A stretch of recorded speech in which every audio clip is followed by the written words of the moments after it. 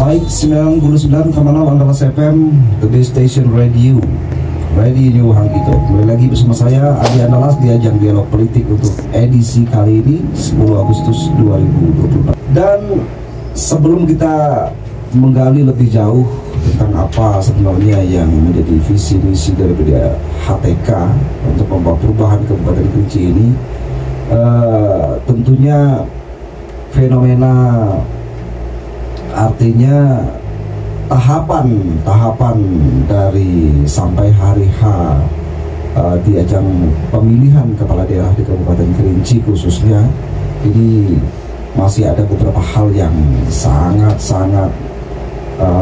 penting ya. Di antaranya itu ada beberapa parpol yang belum menentukan pilihan hatinya.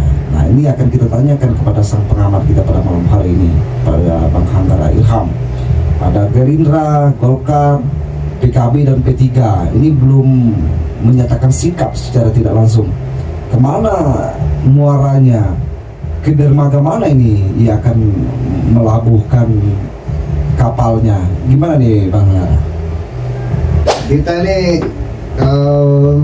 melihat bahwa partai-partai ini ada yang belum memberikan rekomendasi. Yang pertama itu adalah Gerindra ya.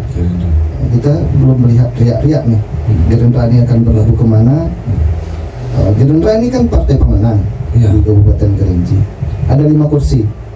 Kemudian ada Golkar 4 kursi. Kemudian ada P3 2 kursi dan PKB 2 kursi. Nah, yang menarik ini yang kita sampaikan kemarin malam itu, ada calon yang tidak bisa ya hari ini, yang mencuat hari ini, ada kemungkinan tidak dapat mencalonkan diri. Ya, karena kenapa? Karena partainya tidak cukup atau tidak mampu untuk mendapatkan partai.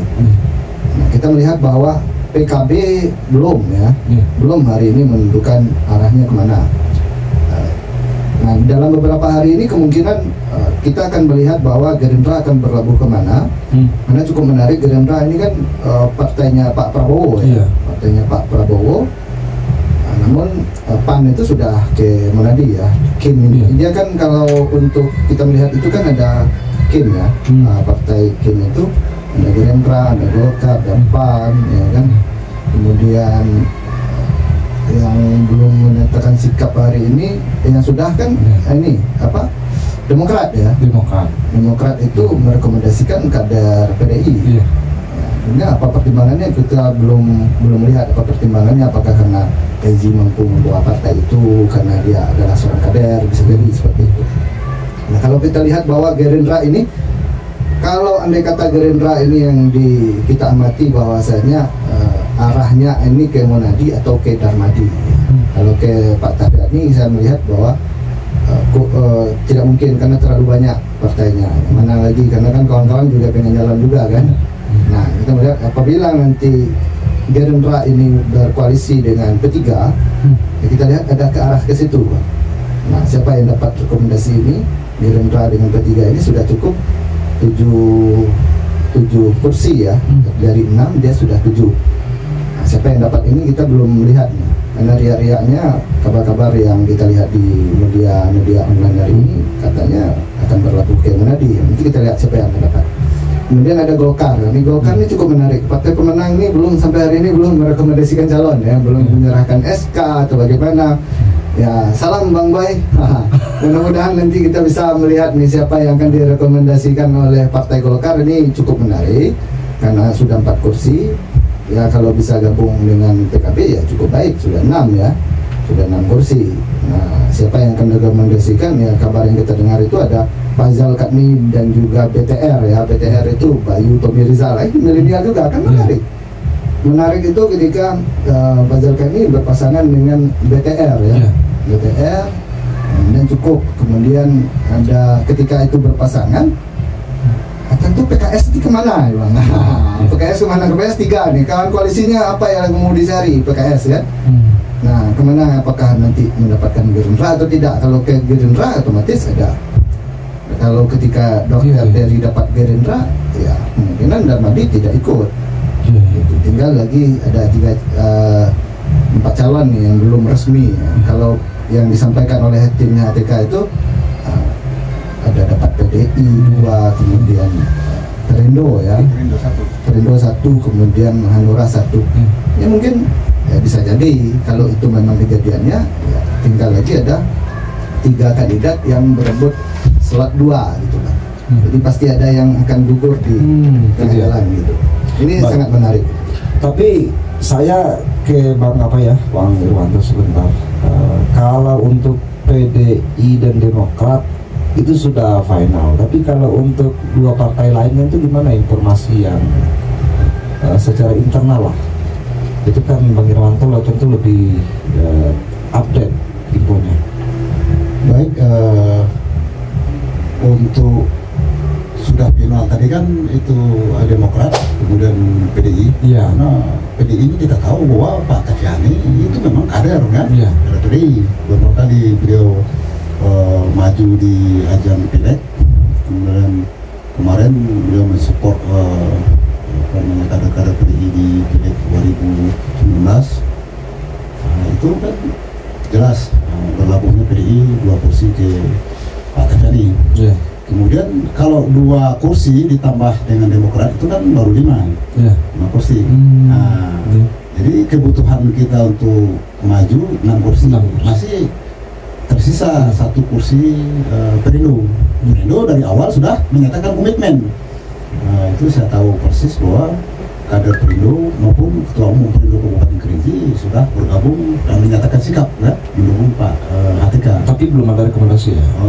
Insya Allah 2 hari mendatang sudah informasinya asal. Insya Allah. Hanura itu kan juga salah satu kan perhitungan kita begini, kalau 6 kursi itu kan pas, jangan cari pas-pasan. Kalau ada Hanura, kenapa tidak kita ajak bergabung? Mudah-mudahan Hanura juga ikut mengusung, mencalonkan Pak HTK ini. Baik, Bang Irwanto, tadi meskipun kami belum menanyakan secara langsung tentang apa yang menjadi visi misi dari Bang HTK, tapi tadi Bang Irwanto sempat mengulas juga ya tentang yang termasuk dalam apa yang menjadi visi misi beliau. Namun dalam apa yang Bang Irwanto sampaikan tadi itu kami belum mendengar menyebutkan tentang, karena kita melihat Kerinci ini mayoritasnya petani. Bagaimana hemat dan perhatian HTK terhadap para petani? Belum lagi kita berbicara tentang banyaknya akses-akses yang perlu dioptimalkan di Kerinci ini. Betul. Silakan Bang. Baik, ini pertanyaan yang bagus dan pertanyaan sangat sulit ya. Artinya begini, memang kalau letak geografis Kabupaten Kerinci ini memang ketinggiannya itu kan rata-rata di bawah 3.000. Memang itu komoditas yang utama memang pertanian dan perkebunan. Pak Tafiani juga tidak tanggung dalam hal ini. Beliau pada dasarnya beliau kan anak petani. Beliau kan dari putra asli Jujun. Kita tahu bahwa Jujun sampai ke Gunung Raya, hilir itu memang daerah perkebunan. Sedikit banyaknya beliau memahami bagaimana nasib petani kita selama ini. Komoditas pertanian itu tidak bisa untuk mensejahterakan masyarakat Kerinci, karena sesuai apa yang disampaikan. Jadi kalau kebijakan pusat terlalu banyak impor kan, maka komoditas pertanian kita ini terlalu anjlok. Kasian. Justru karena itu kemudian kita lihat biografi si Ezi. Itu juga menjadi motivasi beliau. Ezi juga terletak di daerah pertanian di daerah Kayuaro. Tentu beliau sudah punya konsep yang sangat matang dalam hal ini. Konsep yang sangat matang bagaimana pemberdayaan masyarakat kita Kabupaten Kerinci, khususnya di bidang pertanian. Beliau juga punya komitmen yang maju di garis depan nanti juga kaum milenial, pemuda. Ini kan persoalannya kan sekarang ini kan tidak ada akses Artinya stimulan dari pemerintah Kabupaten Kerinci selama ini memanfaatkan sumber daya manusia. Artinya sumber daya manusia ini mulai dari pendidikan, ya kan, kemudian sampai intelektual, kemampuan gagasan, ide daripada pemuda-pemuda kreatif yang saya sampaikan tadi untuk memajukan pertanian di Kabupaten Kerinci ini. Salah satunya Ezi lah orang yang nanti memproklamirkan, beri peluang kepada anak muda ini, beri panggung kepada mereka, beri akses kepada mereka. Maka kalau di sektor pertanian nanti Ezi berada di garis depan. Nah, dalam hal ini, karena sudah mempunyai pengalaman, pengetahuan, sudah tahu persis apa kebutuhan petani-petani kita, baik yang dari Kayu Aro maupun di daerah-daerah Lempur, ya, di daerah Batu Merangin. Itu kan semuanya kan komoditas di pertanian, mulai dari kopi, kulit manis, ya kan, kemudian lagi komoditas palawija lainnya seperti cabai yang sekarang yang harganya juga tidak tahu tidak ada standarnya. Itu akan menjadi prioritas beliau dengan memperdayakan manusia Kabupaten Kerinci seutuhnya, terutama kaum milenial, generasi muda. Nanti kan ada bisa komoditas ini, artinya komunitas pemuda milenial ini kan bisa kita beri kemampuan anak-anak muda ini melalui pendidikan, pelatihan, ya kan? Kemudian membuka peluang wirausaha. Apalagi di Kabupaten Kerinci selama ini itu cuma gaung, UMKM, usaha kecil, mikro. Bagaimana nanti konsep daripada pemuda-pemuda milenial ini memberi gagasan, memberi wawasan, memberi ide dan masukan kepada Ezi dan Pak Effendi Kasim. Konsep yang kita gunakan untuk Kabupaten Kerinci mungkin selama ini kan salah konsep mungkin. Kemudian bagaimana perimbangan keuangan daerah Kabupaten Kerinci ini? Kita prioritaskan kepada para petani, bantu para petani. Kalau masyarakat kita, petani kita sudah makmur, tidak lagi banyak yang mencari pekerjaan di luar atau di daerah lain.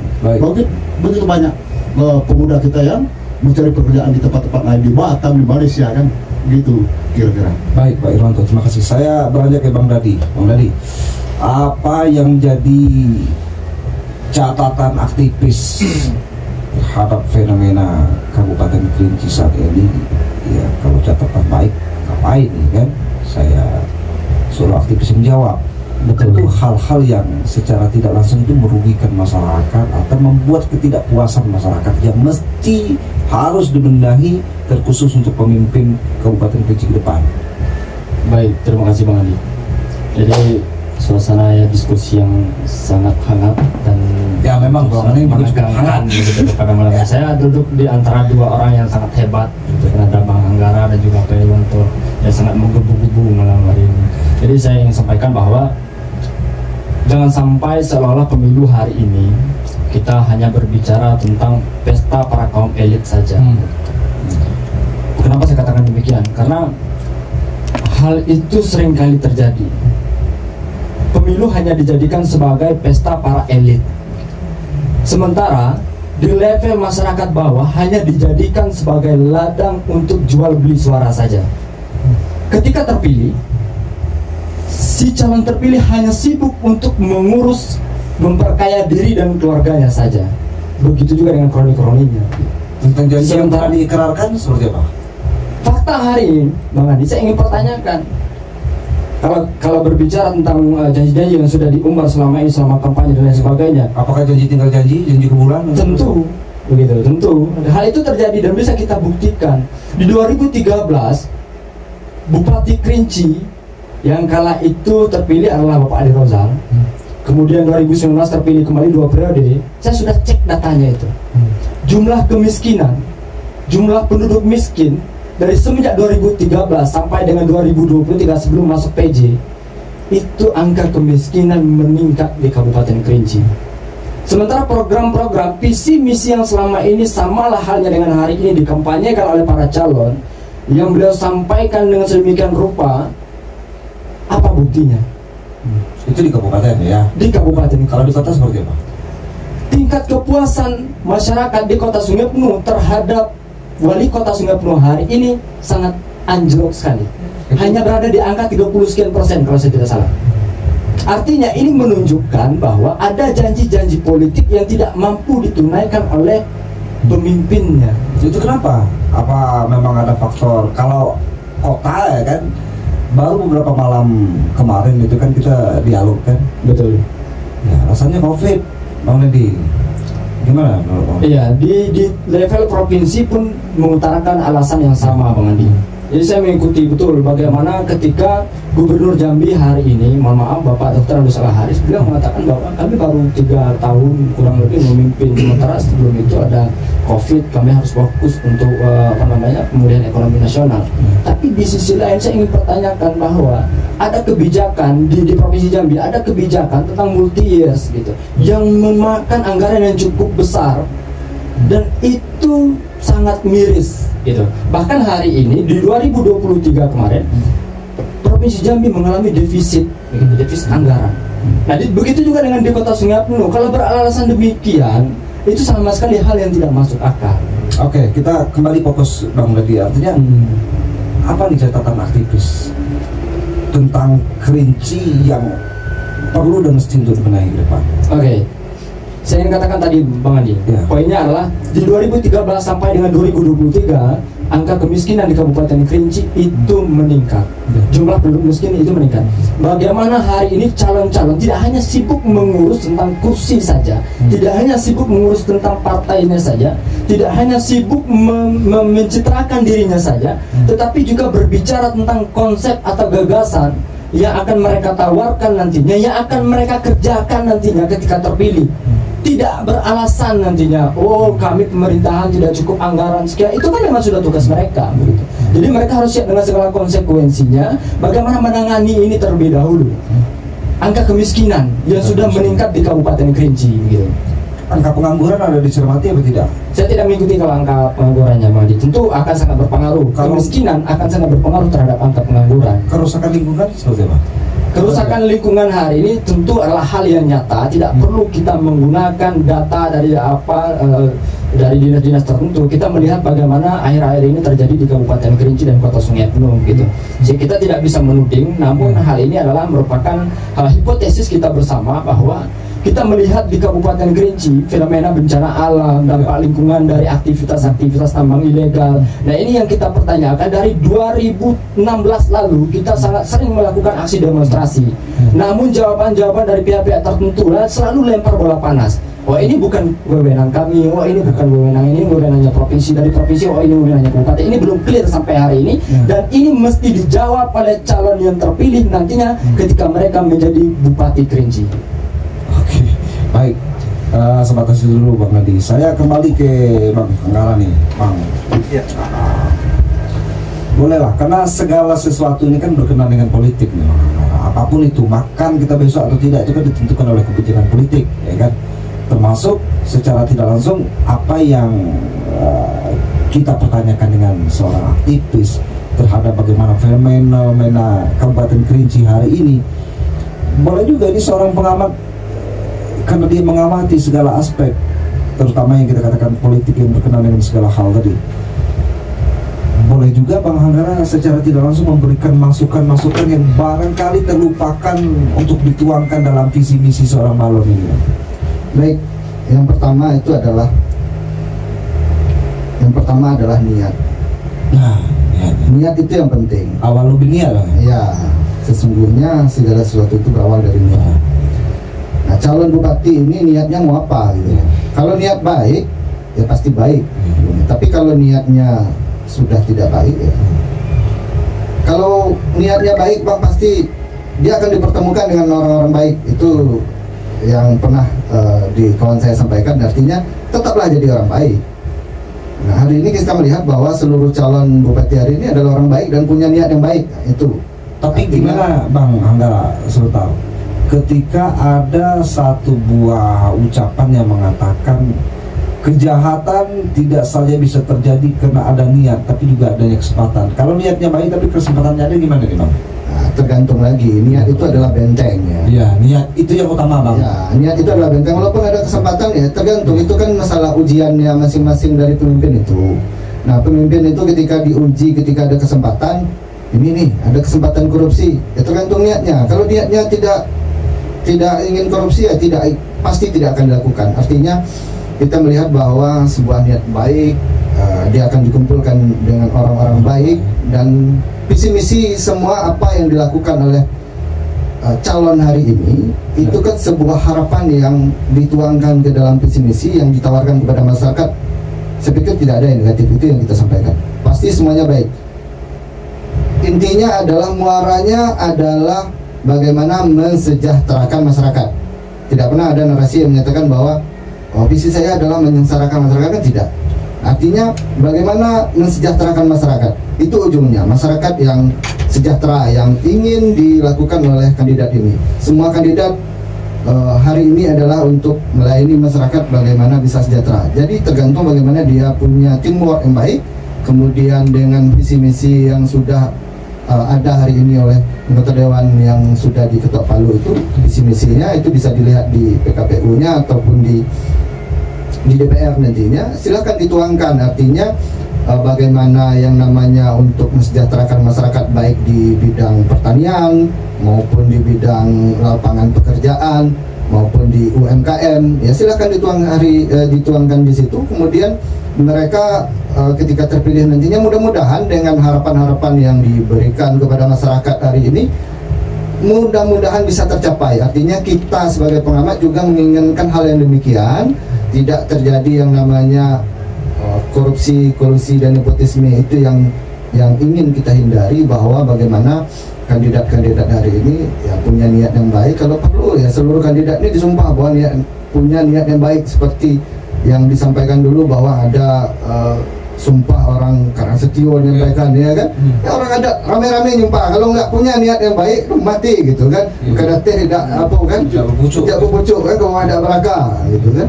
Nah, tengah-tengah boleh digubah. Kalau hal itu hari ini kan tidak ada seperti itu. Mungkin dengan adanya seperti itu, bumi sakti alam Kerinci yang dipelihara oleh adat istiadat kita Kerinci bisa dijaga dengan adat itu, bahwasanya seluruh kandidat sudah ya kan dikumpulin bahwasanya punya niat yang baik untuk benar-benar ingin membangun Kerinci. Artinya tidak ada lagi niat-niat yang jelek, ya kan, kroni-kroni yang abuse of power yang disampaikan oleh kritikus kita tadi. Itu sangat luar biasa. Artinya memperkaya diri, memperkaya keluarga, menyalahkan wewenang kekuasaan, kemudian nanti ada keluarganya, ya kan, adiknya atau iparnya atau anaknya nanti yang diorbitkan menjadi politisi. Itu kan penyalahgunaan kekuasaan. Artinya bagaimana hal ini tidak disalahgunakan wewenang kekuasaan itu. Mudah-mudahan dengan niat kita bersama, kemudian diawasi oleh social control dari mahasiswa hari ini, mudah-mudahan ya semuanya bisa tercapai. Kenapa tidak? Kalau politik dinasti gimana menurut Bang? Ya, politik dinasti hari ini kalau menurut hasil survei itu masyarakat juga tidak suka, Bang. Tidak suka masyarakat dengan politik dinasti. Pasti itu sudah disurvei oleh masyarakat kepada masyarakat. Hasil surveinya ada dengan kita bahwa masyarakat tidak suka dengan politik dinasti. Persoalannya kenapa politik dinasti yang terpilih selalu terpilih, ya kan? Nah itu tadi, ya kan, ada penyalahgunaan wewenang sehingga mampu memenangkan kandidat untuk maju sebagai caleg DPR gitu kan. Artinya penyalahgunaan kekuasaan itu untuk mendongkrak suara calon itu sangat berpengaruh gitu Pak. Apalagi hari ini ya penyalahgunaan, artinya kekuasaan ini mau kemana ya pasti akan berpengaruh Pak. Karena kekuasaan hari ini walaupun incumbent Pak PJ-nya nggak maju, ya kita lihat apakah kekuasaan itu mengarah kemana. Ya mudah-mudahan kita kalau sudah mengarah ke kemana dari wewenang kekuasaan ini, itu sangat menguntungkan salah satu calon. Ya mungkin adalah sebuah indikator bahwa kandidat itu bisa menang gitu. Kekuasaan ini amanah Bang Anggara ya. Artinya dan kekuasaan juga sebenarnya ya bisa dibuat semena-mena ya. Artinya ketika dia punya kekuasaan, segala lini yang memungkinkan untuk dimainkan dia bisa dimainkan. Termasuk ini kan baru asumsi atau dugaan. Misalnya kita katakan badan penyelenggara pemilihan umum itu bisa diintervensi secara, bisa dimainkan oleh kekuasaan. Kalau menurut saya ya sebenarnya tidak bisa dimainkan. Kenapa? Karena kita selami bahwa KPU, Bawaslu sebenarnya tidak bisa dimainkan. Mereka tidak bisa bermain. Hanya saja ini kan ada oknum-oknum yang sedang berjualan, menjual bahwa wah, penyelenggara bisa begini-begini. Sebenarnya tidak bisa mereka lakukan. Contoh Bang, ketika C1 sudah ditandatangani, kemudian di-scan dan dikirim, apakah mungkin itu bisa berubah? Tidak akan mungkin Bang. Tapi kenapa? Karena kandidat juga tidak tahu. Oh Pak, tenang Pak, nanti ada orang kita di sana bisa merubah suara. Itu tidak mungkin. Kenapa? Karena etikanya adalah ketika sudah ditandai dengan C1, merubahnya itu berbahaya Bang. Karena hukum. Sudah banyak nih penyelenggara-penyelenggara yang dipidana karena hal itu. Nah, kita melihat bahwa Bawaslu hari ini bagaimana kita juga mensupport bahwa mereka juga bisa independen, artinya mengawasi pemilu ini secara baik dan benar, dan juga termasuk KPU. KPU menjadi wasit, jangan berpihak. Karena kenapa? Karena kalau wasit sudah berpihak, permainannya sudah tidak adil, Bang. Nah, itu juga merupakan kita mengamati bahwa KPU dan Bawaslu hari ini sebenarnya tidak bisa bermain. Tanya aja ke KPU. Ya kan Bapak ngundang di sini, ya kan, tanya KPU bisa main nggak? Pasti jawabannya tidak bisa. Tidak bisa bermain, tapi bisa dimainkan Bang. Kalau bisa dimainkan mungkin ada oknum ya yang sedang jualan, dan mungkin saya pikir rombongan dari komisioner KPU juga nggak tahu mereka sedang dijual ya. Karena kenapa? Karena kandidat calon bupati tidak mungkin langsung komunikasi dengan KPU dan Bawaslu. Jadi masyarakat jangan terpengaruh bahwa KPU memihak sana sini. Saya pikir bahwa KPU juga tidak berani ketemu calon. Mana berani ketemu calon? Sekali ketemu calon langsung kena DKPP, besoknya langsung dipecat, Pak. Jadi berat itu. Artinya apa? Artinya KPU dan Bawaslu pun tidak akan mungkin mereka bermain. Kalaupun mereka bermain, wah itu sudah sangat berani, Bang. Saya pikir tidak akan berani bermain. Tapi kalau ada oknum-oknum yang menjual atas nama mereka, bisa jadi ya, Bang. Bisa jadi ya, artinya juga calon juga terpengaruh ya kan dengan iming-iming, Pak, tenang Pak, Bapak suara 1000 bisa kita rubah jadi 20.000. Wah ya ya kan banyak yang jualan. Dan KPU, saya pikir KPU, Bawaslu sekali lagi mereka tidak pernah jualan. Mungkin ada oknum-oknum yang sengaja menjual nama mereka gitu. Itu yang saya maksud gitu. Baik, Bang Radi masih ada? Kita sudah berada di penghujung kebersamaan. Sudah. Ya. Terus ya closing. Baik, sebagai closing statement gitu, saya singkat saja. Ya. Saya ingin menggarisbawahi bahwa pemilu itu bukan perihal memilih yang terbaik, tetapi bagaimana kita mencegah yang terburuk berkuasa. Sekian, terima kasih. Wah, itu keren. Baik, Bang Irwanto masih ada? Closing statement. Untuk closing statement. Ini kan juru bicara ya. Iya. Untuk yang terakhir, pertama kali saya ucapkan terima kasih pertama kepada Andalas 99,0 FM yang sudah mengundang kami. Mudah-mudahan maksud saya itu begini, bahwa radio kemudian live streaming yang sudah digagas menjadi media, di media bagi masyarakat, seluruh masyarakat Kabupaten Kerinci, Kota Sungai Penuh. Kita memberi pendidikan politik, memberi pemahaman dan penyadaran masyarakat. Apa yang telah disampaikan oleh dua orang pakar tadi, itu kan kritik sangat tajam, baik dari pengamat kemudian dari aktivis. Itu kan. Jadi bagaimana mencegah hal-hal begini. Saya asumsi kalau Pak Tehani berani mencalonkan diri menjadi bupati, itu dikarenakan apa? Dikarenakan ada Bawaslu. Kalau kita takut kecurangan, kan kita punya Bawaslu nih. Bawaslu mesti menjamin pemilihan itu langsung, umum, bebas dan rahasia. Tambahnya jujur dan adil. Siapa yang mengawal ini? Tentu Bawaslu dan jajarannya. Maka kita berani. Kalau sudah tidak berani, banyak instrumen-instrumen lain yang dimainkan. Apa yang disampaikan oleh Anggara tadi, kan? Bisa begini. Itu kan juga tadi yang disampaikan adik saya tadi, ini tadi. Jadi karena adanya Bawaslu, maka adanya KPU selaku penyelenggara, maka calon berani mencalonkan diri. Kita mudah-mudahan berharap pemilu 2024 ini mestinya menjadi pemilu bagi sana bersaudara kita. Tidak ada provokator memukuli masyarakat, tidak ada intimidasi pada masyarakat, berjalan dengan damai hendaknya, lancar. Sebenarnya untuk Bupati 2024 Kabupaten Kerinci sudah tertulis, sudah mampus. Kita tinggal usaha. Sudah usaha, tawakal pada Allah. Kita berdoa mendapat pemimpin yang amanah, adil dan amanah, jujur. Tidak seperti apa yang nanti terhindar daripada perbuatan-perbuatan zolim. Mudah-mudahan rakyat kita, kalau pemimpin sudah tidak zolim, maka pemimpin kita, rakyat akan menjadi menikmati dan sejahtera dan makmur. Demikian. Baik, terima kasih Pak Erwarto. Ini terakhir Bang Hanggara, saya minta lagi Bang. Terakhir lagi. Ya. Kita mengundang sukses tim sukses. Nantinya ketika usai pendaftaran paslon, kita akan mengundang langsung paslonnya. Ketika nantinya ada di antara paslon yang tidak memenuhi undangan, kita tuh gimana nih Bang? Ya tergantung komunikasi Bang kan, artinya bisa jadi waktu dan tempatnya tidak memungkinkan, ya kan, tidak berada di tempat, ya silakan dijadwalkan. Saya pikir seluruh calon hari ini pasti mau Bang, artinya ini kan sumber informasi, ya kan, berita yang radio yang independen, tidak memihak dari ke salah satu kandidat. Saya pikir ketika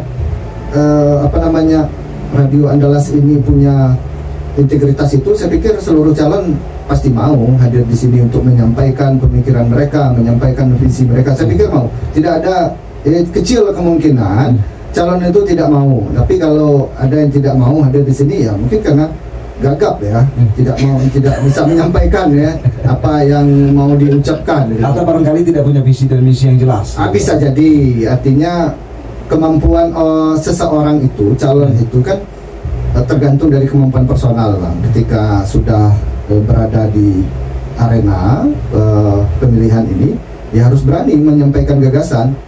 Menyampaikan gagasan itu ya lewat media ini, salah satunya adalah media Radio Andalas ini.